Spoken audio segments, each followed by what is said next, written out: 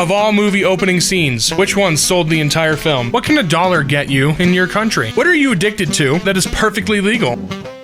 Buying video games and never playing them. I'm guilty of that, and my Steam library is disgusting. My computer, also very guilty. Going back to sleep after I wake up. Staying up late to enjoy the peace and quiet that comes at 1 a.m. Laying around and never getting anything done. Procrastination. Using cotton swabs in the ear. I know it pushes earwax deeper, but damn it feels good. Pringle. Alright man, sure. Takeaway delivery. To the point that I'm angry while choosing my order and eating it. I think I have a genuine problem. Beat Saber. I'm a 44-year-old dad, and on my second game ever, I almost scored a perfect on a hard level, missing only 3 blocks.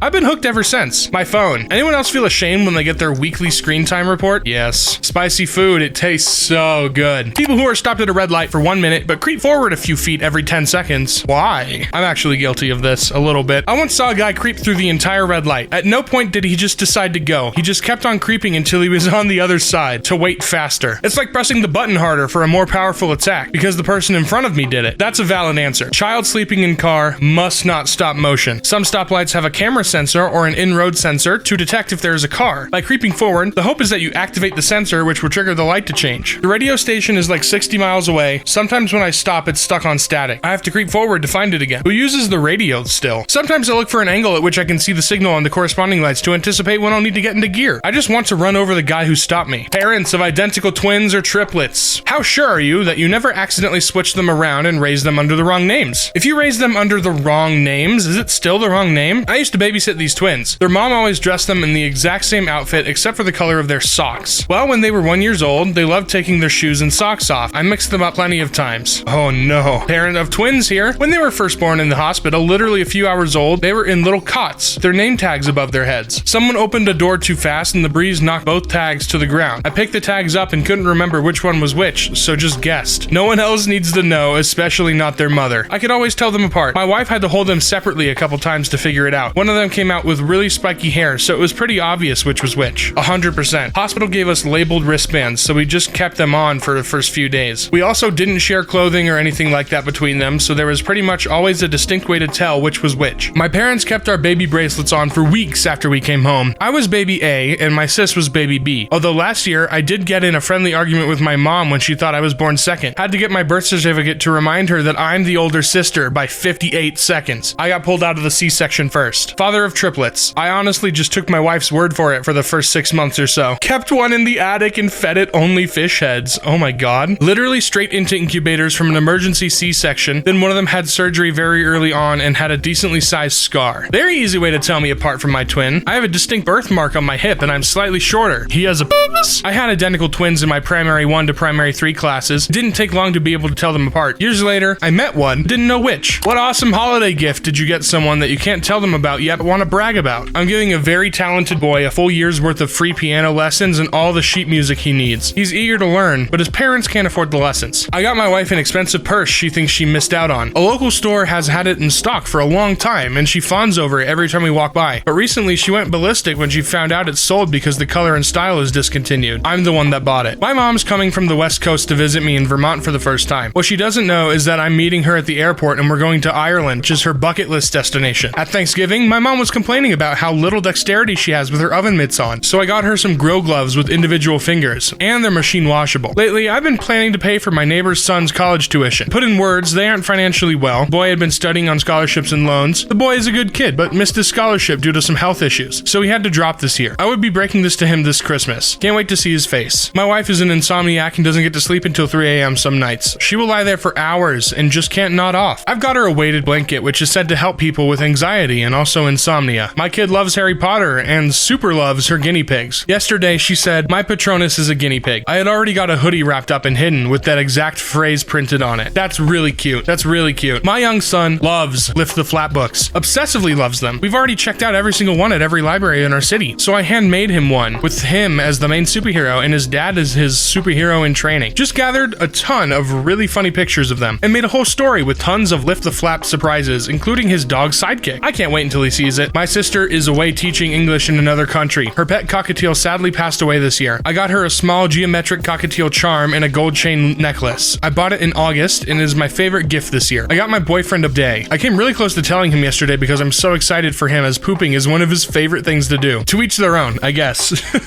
Designed and custom printed my best friend a sweatshirt. She's obsessed with sweatshirts right now, with art of her favorite characters from her favorite book. She's talked about wanting something from her book basically every day this month and lamented that they don't make merchandise, but I can't say anything about it yet. I symbolically adopted a sloth through WWF in my best friend's name, her favorite animal. It comes with a little stuffed sloth in the mail and an adoption certificate. Of all movie opening scenes, which one sold the entire film? The opening robbery scene in The Dark Knight. The Matrix opening with Trinity was filmed with the entire original budget to convince the studio that they weren't f***ing around. I think the opening scene, first chapter of Inglorious Basterds, sets up the villain, Landa, perfectly. American Psycho. I remember listening to him list out every single thing he does to groom himself in the morning, and I thought, what a psycho. Then thought, oh, I get it. Jurassic Park really sets the tone for the movie, and the foreshadowing gives you a creepy feeling leading up to the storm. Jaws. You never see the shark in the first attack, just the knowledge that there's something under the water. Brilliant. Goodfellas. As far back as I can remember, I always wanted to be a gangster. Scream has an incredible opening scene. The THX intro. The Matrix. I thought Trinity was the villain. Monty Python and the Holy Grail. Are you suggesting coconuts migrate? Raiders of the Lost Ark. All the parts from opening to the point where Indy runs and meets the escape airplane. Spaceballs! I love this movie! That ship going by for 5 minutes or more had me rolling, and I never stopped laughing throughout that entire film. Such a good movie. If you haven't seen Spaceballs, go watch Spaceballs. It's so good. Pulp Fiction. I was 14 when I saw it, and the opening scene just completely blew me away. I don't trust this guy's opinion. What movie is the best antidepressant? Cool Runnings. Never heard of it. Hercules always puts me in a good mood. What We Do in the Shadows. Galaxy Quest or Tommy Boy. Ratatouille. Spirited Away feels like therapy in a good way. It really does. It really does. It's my favorite animated movie. Spirited Away is. Princess Bride. Pirates of the Caribbean. The first movie. The Gods Must Be Crazy. Trust me, it's a little obscure, but if you look hard enough, you just might find it. Airplane. A Knight's Tale. It's absolutely amazing and full of so much fun and good times while still being really good. Enchanted. Watching the How Do You Know That You Love Her musical number outdoors in Central Park puts me in an elated mood every time I watch it. I'm careful not to watch Enchanted that often just so it never loses that effect on me. Shrek or Shrek 2. Tropic Thunder. Can't be sad watching Tom Cruise and Robert Downey Jr. on that one. Which video game franchise should be revived? Battle for Middle Earth. Command and Conquer, but not with a mobile game. SSX. So many hours lost on SSX 3. Sounds like sex. Legacy of Kain or Soul Reaver. The storytelling was on another level. Time Splitters. Splinter Cell. Portal. Knights of the Old Republic. Although I believe there is a remake coming soon. I still have fond memories of Jet Set Radio Future. I'd love to see a revival. Silent Hill. Dark Cloud. Way ahead of its time. Legend of Dragoon and the Chrono Trigger series. Sly Cooper. Mercenaries. Love the mechanics of those games. Army of Two. We need more couch co-op games. Golden Sun. Yeah, those games are all great, but you know what they need to revive? They need to bring back Freddy Fish. Best game of all time. We need remakes. We need sequels. Come on. All you can eat buffet workers. What are your horror stories? College friend worked at a Chinese buffet. He said they caught a regular dipping his pizza in the wonton soup bowl, like in the queue, and not at his table, and eating it. Bite, dip, bite, dip, bite, dip. Ew! After a 4th time in a month he did it, management finally kicked him out. I had a coworker that briefly managed a Ryan's buffet. He said that it was fairly common for people to gorge themselves, then purge in the restroom and start eating again so they could get their money's worth. What the fuck? That's so gross. There was a fairly expensive restaurant in Dallas in the 80s called Southern Kitchen. About $25 per person back then, with food served to the table. Really good stuff. They were famous for cinnamon rolls. The owner said he'd seen many women ruin expensive purses hiding these rolls. I was once at an old country buffet waiting patiently to get some mac and cheese. Kid in front of me piled his plate high and then started tapping the serving spoon to get all the cheesy goodness free from the confines of the spoon. Once he was satisfied with his handiwork, he licked the spoon clean. I didn't have any mac and cheese and haven't been back since. That's fucking gross. Went as a customer to a Golden Corral. I'm walking to the chalk fountain and 3 little girls step in front of me, and now 3 of them just go hands deep in the fountain. The family was the first table by the fountain, and all they did was laugh about how cute it was. Employees turned it off immediately. Buffet where I live got shut down for serving coyote meat and labeling it as other meats. What? Coyote meat? Not a worker, but I went to Hometown Buffet, and the kid in front of me was slightly shorter than the buffet bar, but had his hands in the yellow jello. just massaging it. And his mom came by and snatched him away, but didn't say anything, while a guy came and made himself a bowl of jello. 10-year-old me was too appalled to say anything. I haven't eaten jello since then. Not a worker, but I once saw a grown man have a childlike meltdown over the fact that he showed up to soup plantation too late and missed out on the biscuits and gravy. Professor of my college microbiology class was also a director at the state health department in charge of inspecting restaurants. The first thing she told us on day one was never ever eat at an all-you-can-eat buffet. Not an employee or a customer, but we had a Chinese buffet shut down for a health code violation, which was an employee was cutting veggies while taking a shit. To this day, I still wonder if that means dude brought a bucket into the kitchen or veggies into the shitter, and I honestly don't know which is worse. At the Frying Dutchman, a customer nearly bankrupted them. The owner called him a remorseless eating machine. If there was a zombie apocalypse, what do you think will Ask Reddit questions be like? People who hide their bite. Why? What's the most wholesome experience you've had with a zombie? Where were you the day it started? What's something good that you think will come after this thing? Your username is now your survival tactic. How dead are you? Redditors who have had to kill an infected loved one. How do you cope with the guilt?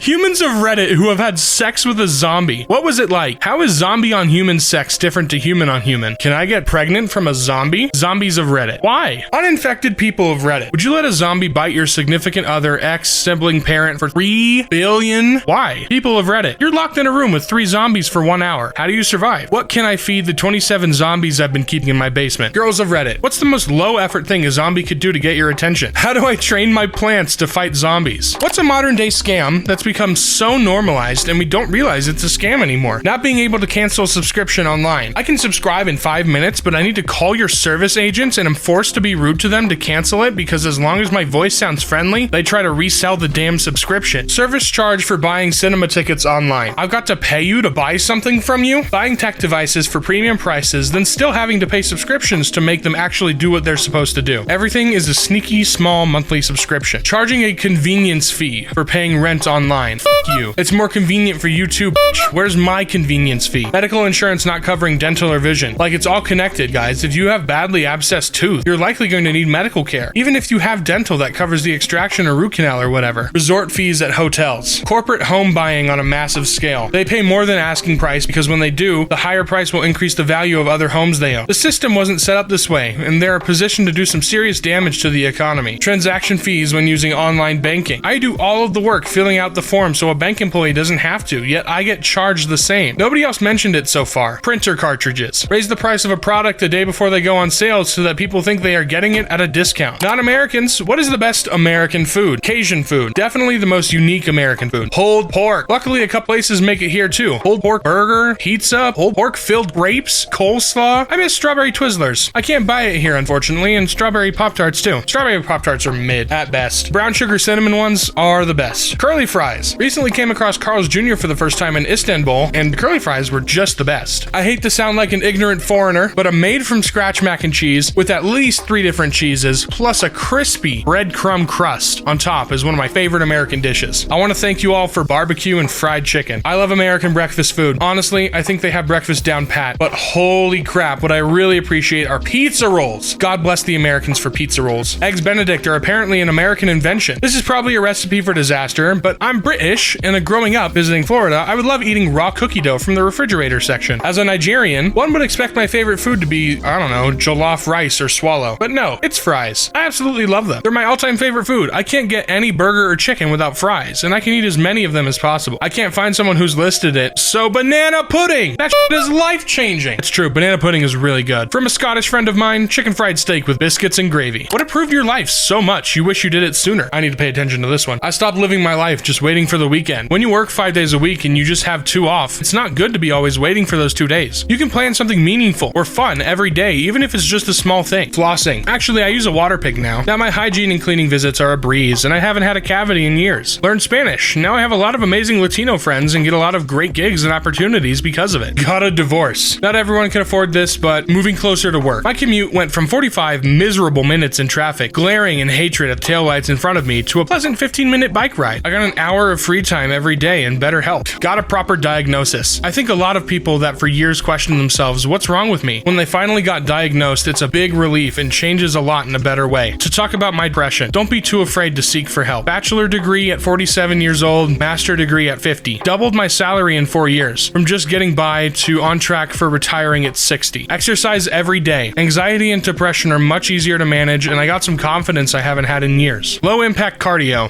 I love to run, but it destroyed my legs. I can swim my little heart out. Smile. Quitting drinking is the best thing I've ever done for my mental and physical health, and it's done nothing but improve my relationships. The last year and a half have been the best I've ever had. Learning to set boundaries and say no. If having sex on a plane is joining the Mile High Club, what would be the correct term people that have sex in a porta-pottie at a festival or a concert? Rock bottom, the blue poo screw crew, the vile tri club, skeptic skanks, the all-time low club. If she's good looking, she's a porta-hottie. Pile high club, disgusting. Taking a dip in the blue lagoon. Porta pounders, the vile Y club. You're stuck for 24 hours in the last video game you played. What will you be doing during this time? What was the last video game I played? Stardew Valley was the last video game I played. I guess I'm farming. Searching for Majora's Mask, but not actually accomplishing anything. Swimming in a pool without a ladder. Trying to fucking survive. I'm in the forest. Building a factory. I was playing Satisfactory. President of the United Nations of Earth. I hope I can keep the Prothorin scourge at bay. Try not to die on the rim. Was just waiting upstairs for 24 hours with some snacks and soda. It's Project Zomboid. Trying to avoid getting killed by Agent 47. Subnautica. I'd just chill in the life pod, maybe go for a light dip, but I'm pretty sure I can't break rocks with my fists or catch fish by hand. If I had a sea moth, totally different story. I'd slam into a rock because I was going too fast and die for sure. Loitering in Balmora. I guess not scoring any goals in Rocket League in person. Catching Pokemon. Fucking terrified. I don't want to be in Destiny 2. I'd probably get raided by some unnamed fallen or sucked into hell by some random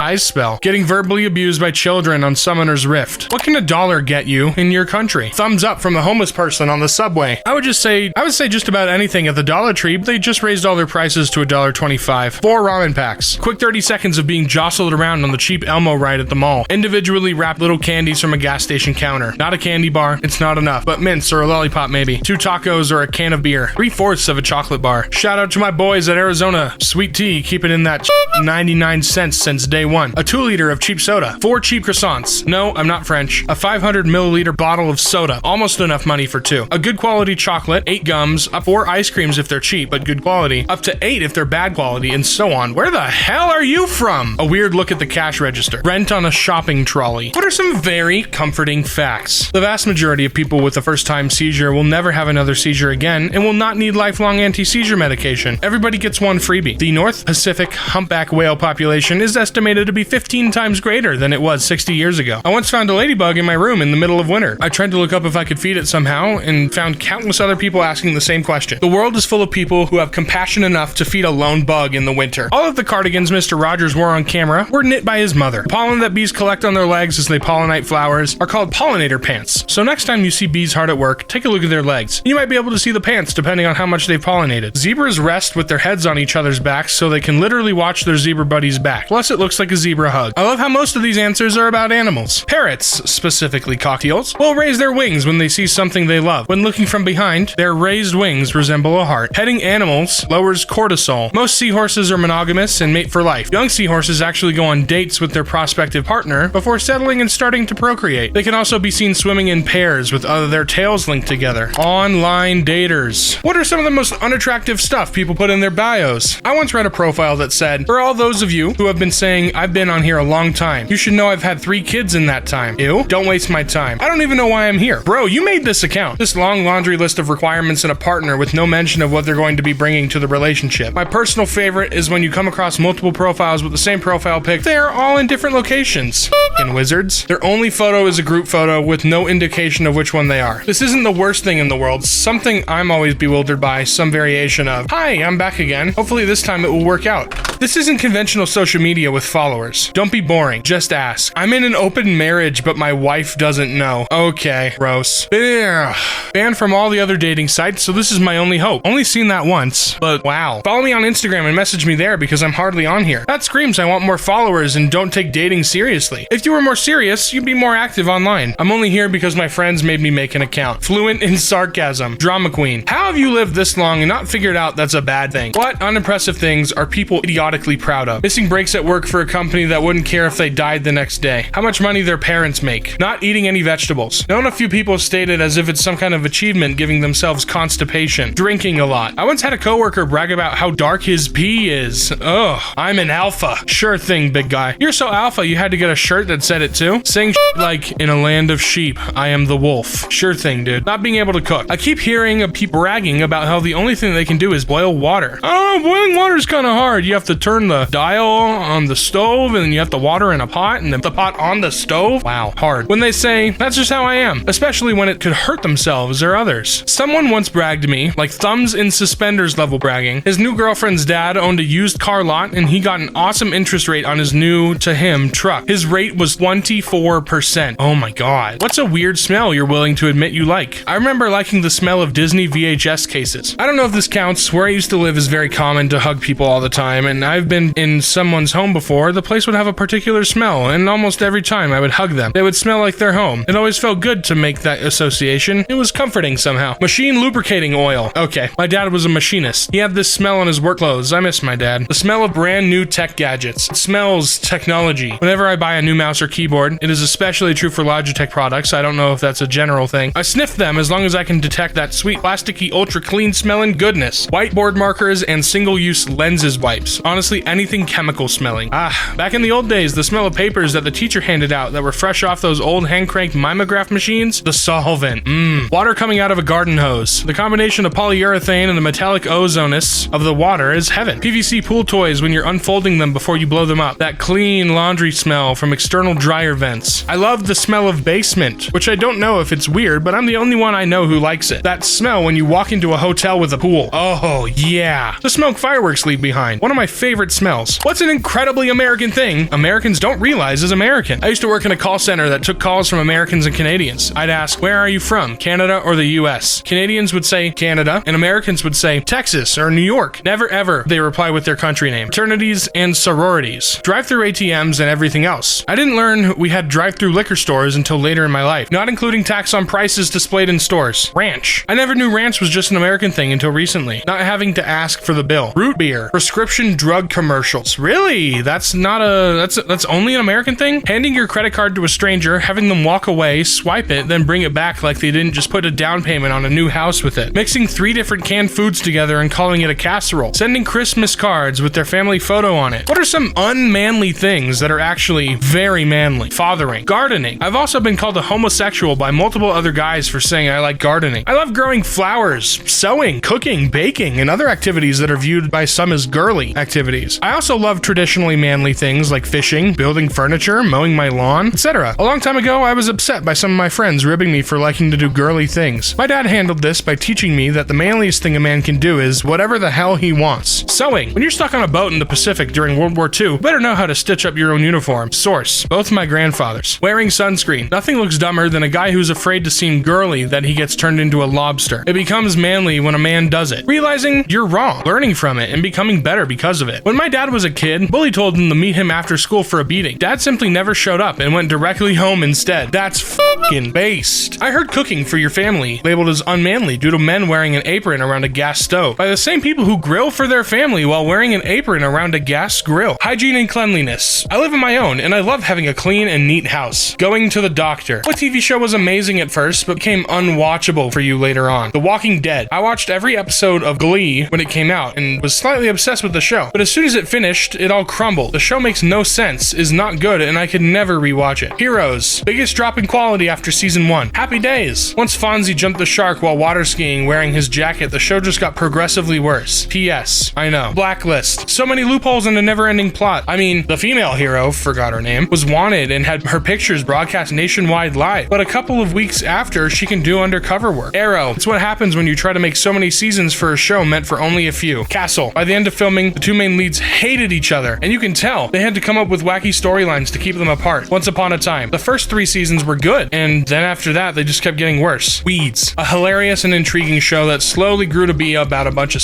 unlikable assholes making bad, selfish decisions. When there's no one with any redeeming characteristics, there's no one for the audience to get behind. Not the worst offender, but that 70s show tanked pretty hard once Eric left. He was sorely needed to make the chemistry of group work. What would be the worst message to receive from space? Hey, we're humans too. How y'all looking on oil and water? One short story I read a long time ago was that Earth received a message it took years to decode. Turns out it was a distress signal. Then suddenly Earth started receiving distress signals from everywhere. Then it just all went silent. I remember when I was trying to get into the SCP Foundation. I read an article that described the Foundation receiving an encoded message from space. After they deciphered it, it turned out to be a video of an alien suspended in the air screaming and writhing in pain. Nothing was observed to be inflicting pain on it, but it screamed at regular intervals. So something like that that, I guess. A timer. Oh god. We hope this reaches you before they do. Don't remember where it's from, but there's a book or something where humans start getting messages from everywhere that are goodbyes from other species as the universe ends. You have 30 days to move your Earth. A neighbor once tried sending me a message by attempting to put a brick through my window. So I'd say an asteroid. We pick up a signal from space. It is obviously artificial, but humanity can't understand it. But Earth insects can, and they begin to respond. And hey, that's gonna be it today. Bye!